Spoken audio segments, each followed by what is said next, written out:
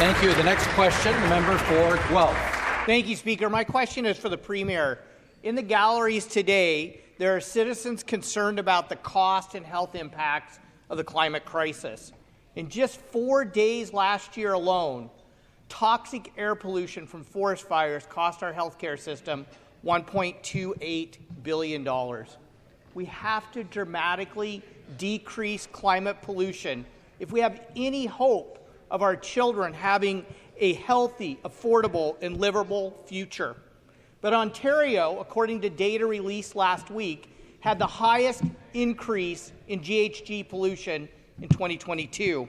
And things are only going to get worse with the government's plans to ramp up expensive, dirty gas plants that will increase climate pollution by, get this, Speaker, 580% by 2030.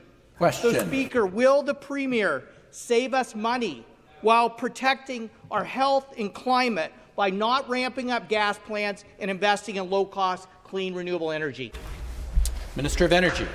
Speaker, as the member opposite knows, we are currently refurbishing our nuclear fleet across Ontario. That includes at Bruce and OPG and eventually Pickering as well, Mr. Speaker. Now, that is emissions-free, reliable, baseload power that is going to continue to power the growth of our province going forward as the Hondas and the Volkswagens and the Stellantis plants and the Umicore plants come online. Now, what the member opposite is proposing in his question is to try and replace all of those megawatts with wind and solar. I just took a look at the Independent Electricity Systems Grid Watch, and it shows that right now, on a very, very sunny day in May, we're getting about 300 megawatts from our entire solar installation across the grid.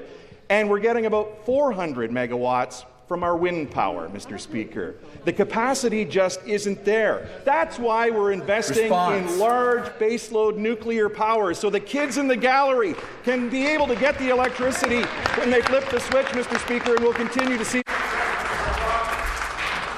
Thank you. Supplementary question. Speaker, last year, $1.88 trillion were invested in the green energy transition. Over half of that in wind and solar. Do you know why half of it went into wind and solar? Almost $600 billion?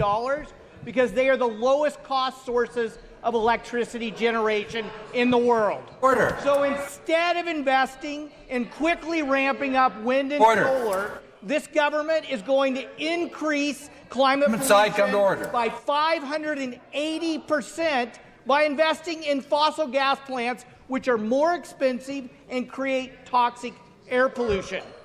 So, Speaker, my question for the minister is, why not choose low-cost renewable energy where global investment dollars are going so we can create jobs and prosperity while lowering electricity prices? Minister of Energy.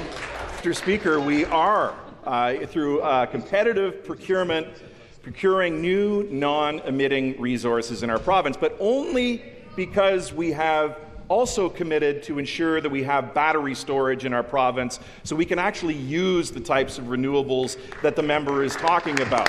We're taking a very common sense approach, Mr. Speaker, but I'll remind the member opposite of what it was like here in Ontario in January, where we actually saw about 26 hours of sunshine, Mr. Speaker, in the whole month of January.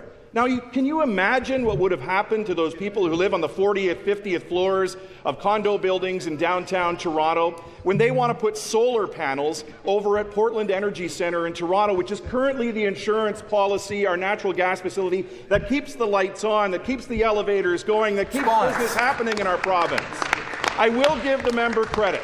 He believes wholeheartedly in what he's saying. He's just wrong, Mr. Speaker.